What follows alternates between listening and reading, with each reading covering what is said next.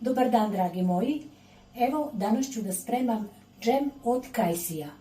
Ovdje sam pripremila kajsije, oprala sam ih, koje ću osloboditi od koštica i ređat ću u ovu šerpu.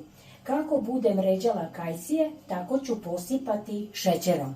Ovdje će biti jako 5 kg kad oslobodim od kajsija, od košpica, i na to ću dodati 1 kg šećera.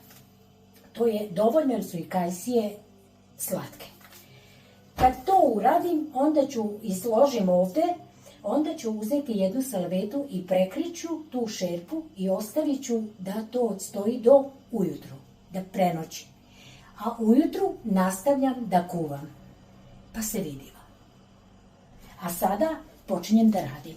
Tako što ću svaku kajsiju lepo osloboditi od košpica i spuštat ću ovdje u ovu šerpu. Jako su lepe kajsije koje ću posipati sa šećerom. Jako su lepe kajsije.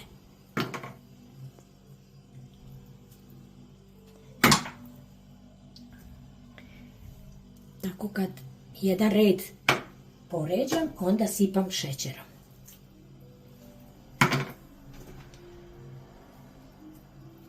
Lepe su, zrele su, sočne su, tako da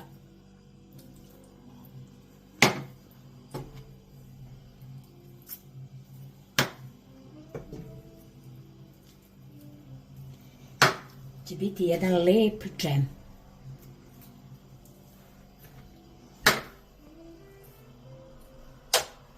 Tako. Evo, sad sam to jedan red poređala, pa ću da pospem sa šećerom.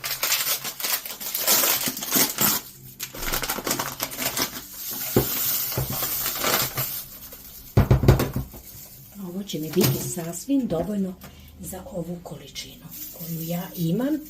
Sada pravim jednu manju količinu. Tako. Sad redom dalje cepam i ređam dok sve ne utrošim.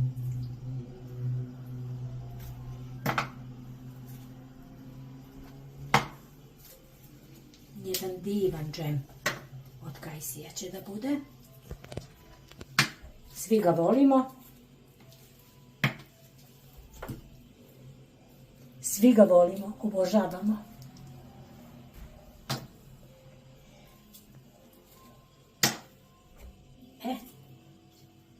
Tako, znači, radim do kraja, dok sve ne utrošim i pospem ovako šećerom. Pa se vidimo. Evo ga, pri kraju sam, očistila sam kajsije i poređala sam ovdje, koje sam posula sa ovim šećerom. Još imam tu 2-3 i završavam sa ovim delom posla do sutra. To će da prenoći prekriveno, a sutra nastavljam sa kuvanjem. Evo ga.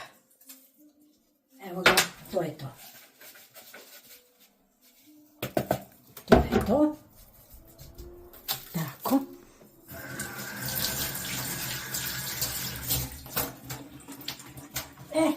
To prekrijem jednom salvetom i ostavim do sutra. Pa se vidimo. Evo nas nazad, kako smo i rekli, kajsije su prenoćile u šećeru. Vidite kako su lepo pustile svoj sok. I sada idemo da se kajsije kuvaju. Polako stavljam na šporet, uključim i polako ću da kuvam, odnosno prvo ću kuvati na jačoj vatri dok ne provri. Kad provri, normalno uz stalno mešanje.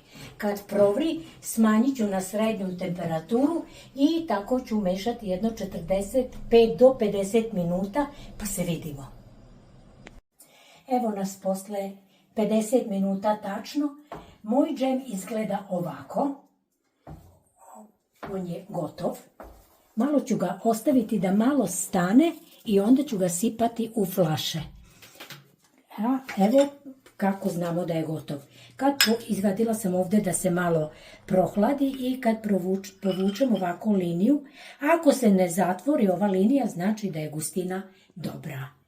Prema tome vidite da ne klizi sa tanjira, a ovo je moj džem koji sam prethodno tu skuvala i upakovala.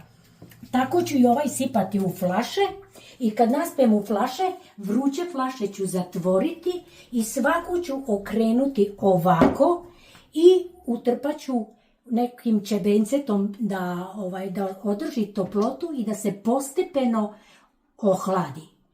Kad to bude gotovo, onda je i gotov ceo postupak oko toga i možemo da uživamo u ovom divnom džemu.